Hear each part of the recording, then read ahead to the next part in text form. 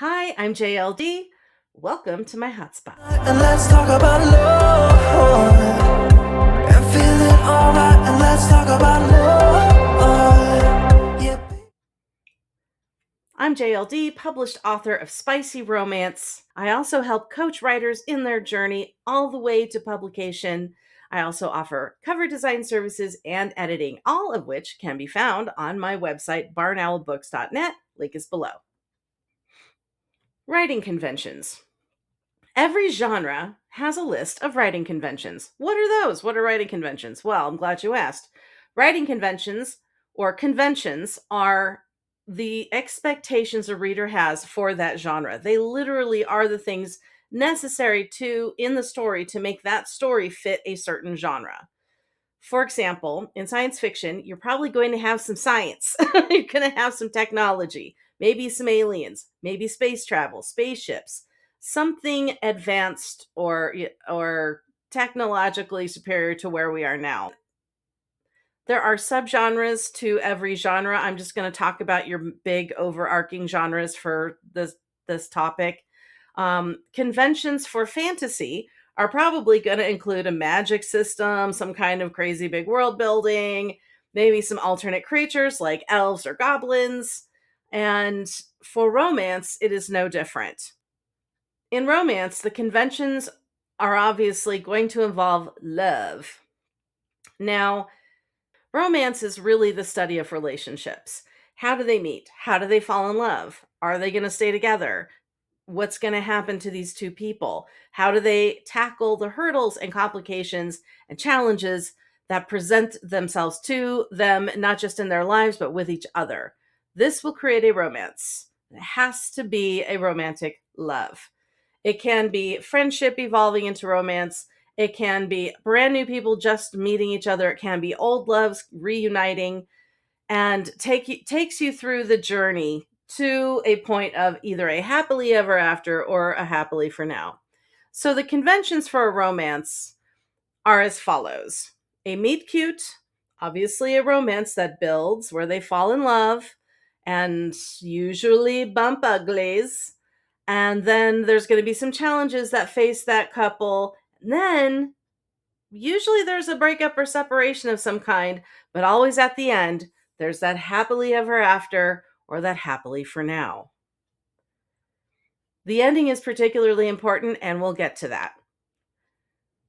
Conventions can be used in your story beat structure, and this is what's really important for romances.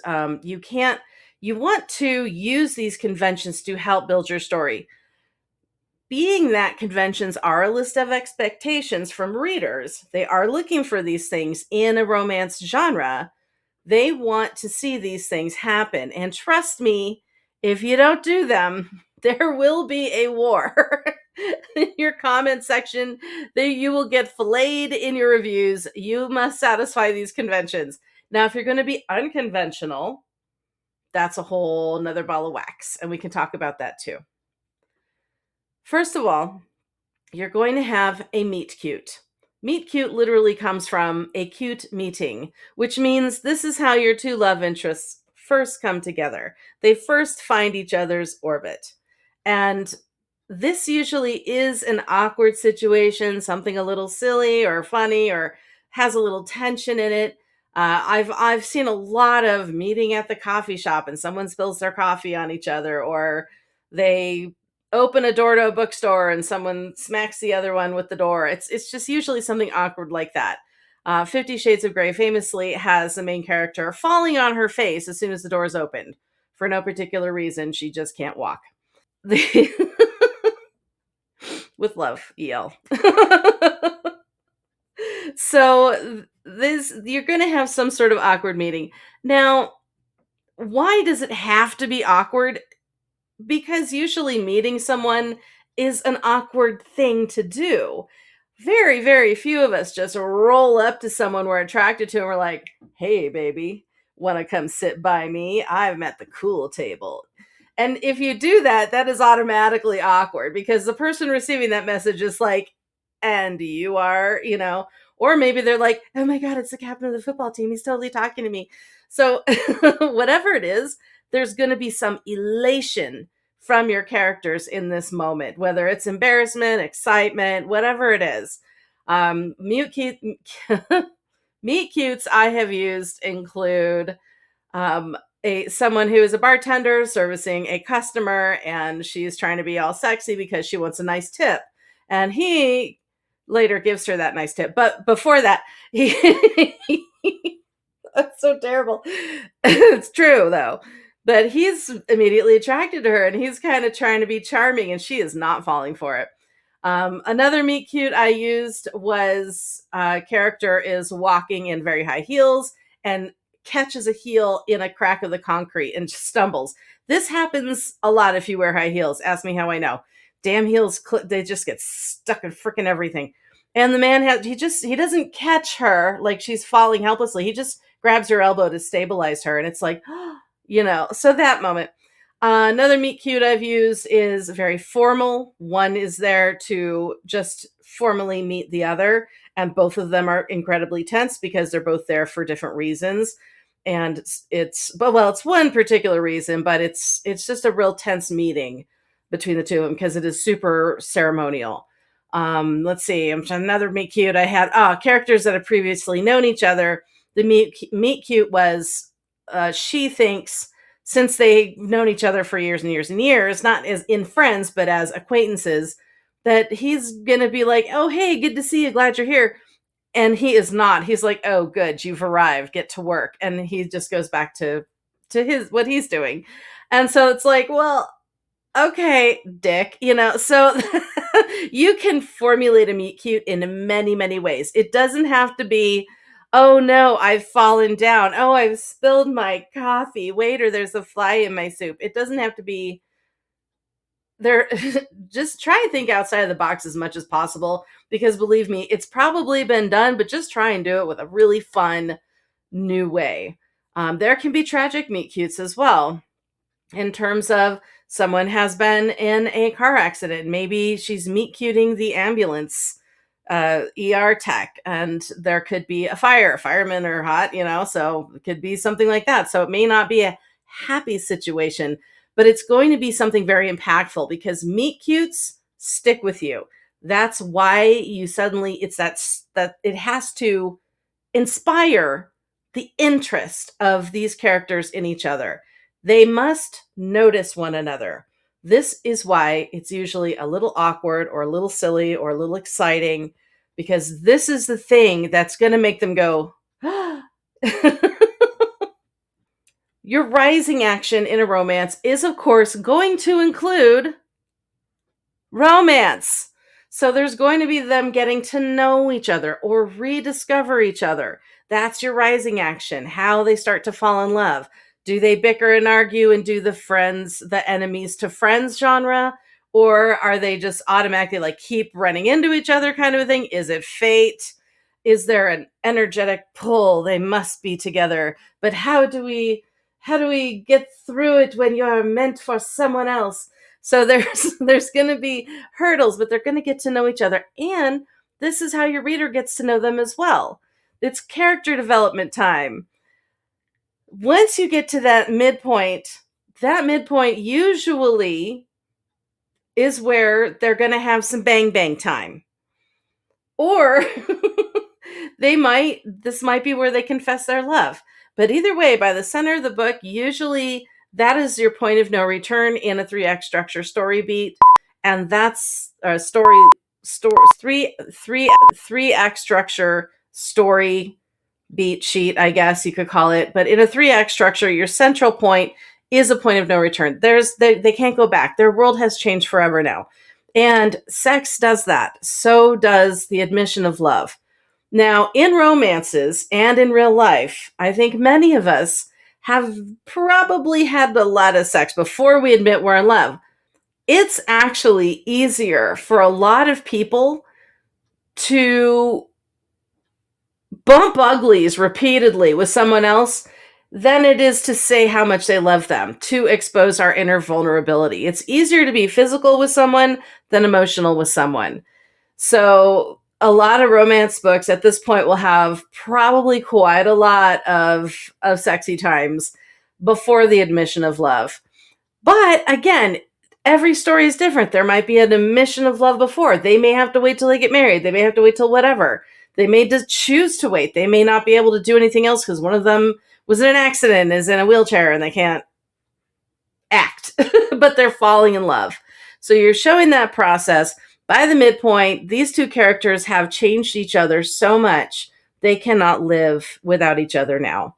And your falling action in your romance is going to be where you start giving some tumbles and hurdles. Maybe not start. You definitely want to always have tension and tumbles and hurdles throughout the progression of your story.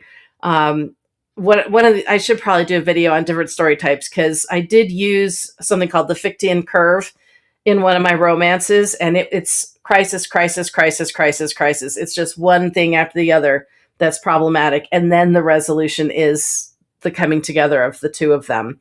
So it can be different, but you definitely, if you're just we're looking at it very typically and generally, you really want to start mixing it up and getting into the nitty gritty. What was their trauma? Why do they always have this weird habit? How come they can't talk about blah, blah, blah from 10 years ago? Whatever it is, that's going to start to eat them away. And it's true to life too, because as we get to know people, especially if we're falling in love with them, we want to know everything. We want every detail of that person, because we're also deciding, is this it? Is this my person? Am I their person? You want that deeper knowledge of them. So does the reader. So you have to expose these things. You'll always have your dark night of the soul. And in romance, that is usually some form of separation. A breakup, usually breakup. There's just having to be away from each other for some reason. It depends on maybe what your subgenre is. I did one where they didn't break up, but they were separated because of, well, one broke the law and was taken away. Let's just put it that way. So, but there's all different kinds of reasons why that dark night of the soul or that breakup would occur at this particular moment, because then this is where you're challenging your love interests to fight for each other, to fight for that love, to really understand, no, I want this. And then you go to your climax and resolution. Your resolution should always include a happily ever after or a happily for now. What is the difference? And why do we need those? Well, if the two people break up at the end, it's not a romance movie. It's a story about how these people broke up. It might be more of a personal revelation kind of movie or a character study. If one of them dies or both of them dies at the end, that is a tragedy. It might be a romantic tragedy, but it is still a tragedy. Just because you have romance in a story doesn't make it a romance. This is why I talked about conventions. Conventions are expectations. We expect that no matter what happens throughout the course of this story, these two people are going to be in a better, stronger place in their relationship than they were at the beginning. So you're going to have to bring them together in the strongest way by the end of that story. So it is satisfying, and you know they are going to be together. What is the difference between a happily ever after and a happily for now? Happily ever afters are confirmational. They're in love. They're going to stay together forever. Whether that is how they've just decided to bind themselves to one another, whether they've gotten married or engaged, or just some admission of we're here for good. A happily for now is not sure how this is going to work out, but I am glad I'm with you and I'm not going to leave. I am here for this. Sometimes we use happily for nows in a series. So you know they're in a better place than when they started, but they haven't quite completed that happily ever after journey. And usually in romance stories, most readers really need that happily ever after somewhere.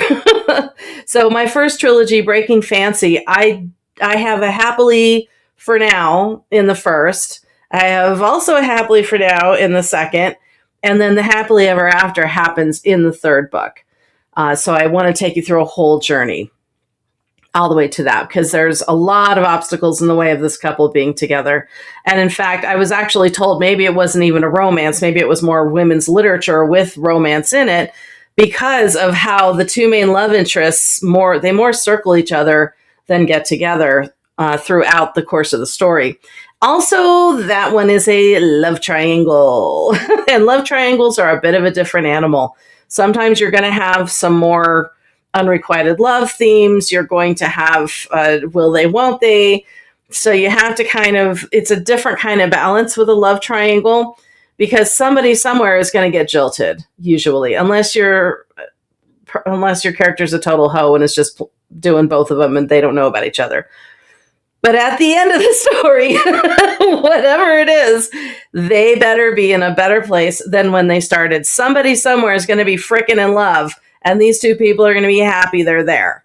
That's what really matters at the end of the story, no matter how you navigate it throughout your novel. So that's what I have for you on romance genres. I hope that was really helpful. Do leave comments below. Don't forget to kiss that like button. And thank you for being here in my hotspot. Me all night and let's talk about love.